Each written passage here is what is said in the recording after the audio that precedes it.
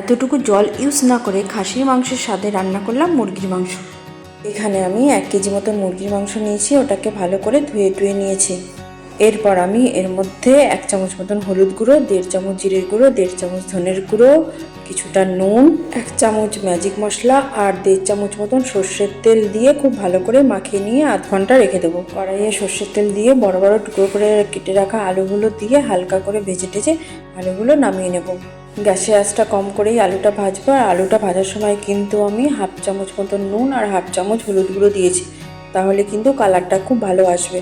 দেখো এইদিকে আলুর কিন্তু কালারটা চেঞ্জ হয়ে গেছে। এবার আমি আলুটাকে নামিয়ে নিলাম। গ্যাসের আঁচটা কম করেই কিন্তু আমি রান্নাটা করব। যে কোনো রান্না কিন্তু গ্যাসের আঁচ কম করে রান্না করলে কিন্তু খেতে ভালো হয়। কড়াইয়ে আর একটু সর্ষের তেল দিয়ে দিলাম। এরপর 1 চামচ মতন গোটা জিরে ফোড়নে দিলাম আর বেশ কিছুটা গোটা গরম মশলা আর 2-3টে শুকনো লঙ্কা ফোড়নে দিলাম। তেজপাতাটা দিতে ভুলে গেছিলাম, এই কারণে পরে তেজপাতা দিলাম। তারপরে ফোড়নটা রেডি হয়ে গেলে ওর মধ্যে আমি পেঁয়াজ কুচি দিয়ে দিলাম। 4টে পেঁয়াজ আমি কুচি কুচি করে কেটে নিয়েছি, সেটা দিয়ে দিলাম। সামান্য একটু নুন দিয়ে দিলাম, তাহলে কিন্তু পেঁয়াজটা খুব তাড়াতাড়ি ভাজা হয়ে যাবে। এরপর 5খানা টমেটো, বেশ কিছুটা কাঁচা লঙ্কা, বেশ কিছুটা রসুন আর আদা নিয়ে নিলাম, পেস্ট করে নেব। আমি কিন্তু এই রান্নাটা পুরো কাঁচা লঙ্কাতেই করেছি। এদিকে দেখো আমার কিন্তু পেঁয়াজটা ভাজা হয়ে গেছে। এবার আমি কিছুটা পেঁয়াজ তুলে রাখবো। কেন তুলে রাখছি সেটা আমি পরে বলছি। আদা, লঙ্কা, রসুনের পেস্টটা আমি করে নিয়েছি, সেটা আমি এর মধ্যে দিয়ে দিলাম। খুব ভালো করে মশলাটা কষাতে হবে। মশলা যত ভালো কষাবে তত কিন্তু রান্নাটা খেতে ভালো হবে। এরপর দেখো এর মধ্যে আমি টমেটো পেস্টটা দিয়ে দিলাম আর দিলাম কাশ্মীরি লঙ্কার গুঁড়ো, এই ধরো 1.5 চামচ, যাতে কালারটা ভালো আসে। আর দিলাম সামান্য একটু চিনি।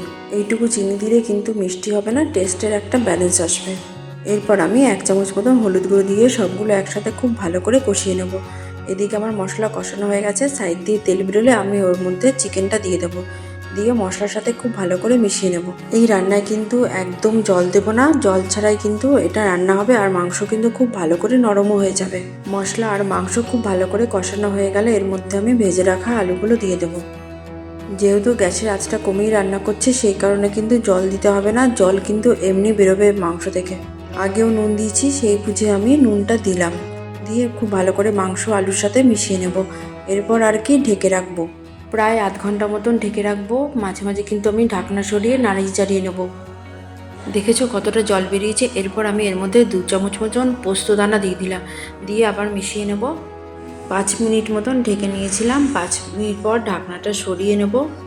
এরপর এর মধ্যে আমি কয়েকটা চেরা কাঁচা লঙ্কা দিয়ে দিলাম। আর যেই পেঁয়াজটা ভাজা রেখে দিয়েছিলাম সেই পেঁয়াজ ভাজা দিয়ে দিলাম। আর দিয়ে দিলাম গরম মশলার গুঁড়ো। আর দিলাম কসুরি মেথির গুঁড়ো, যেটা আমি শুকনো খোলায় ভেজে গুঁড়ো করে নিয়েছি, সেটাই দিয়ে দিলাম। দিয়ে সবগুলো একসাথে খুব ভালো করে মিশিয়ে নেব। আলু আর চিকেন সবগুলোই কিন্তু খুব ভালো করে নরম হয়ে গেছে। এবার গ্যাসের আঁচটা বাড়িয়ে একটু ফুটিয়ে ব্যাস নামিয়ে নেব। তোমাদের ভালো লাগলে অবশ্যই লাইক, কমেন্ট, ফলো করতে ভুলো না কিন্তু।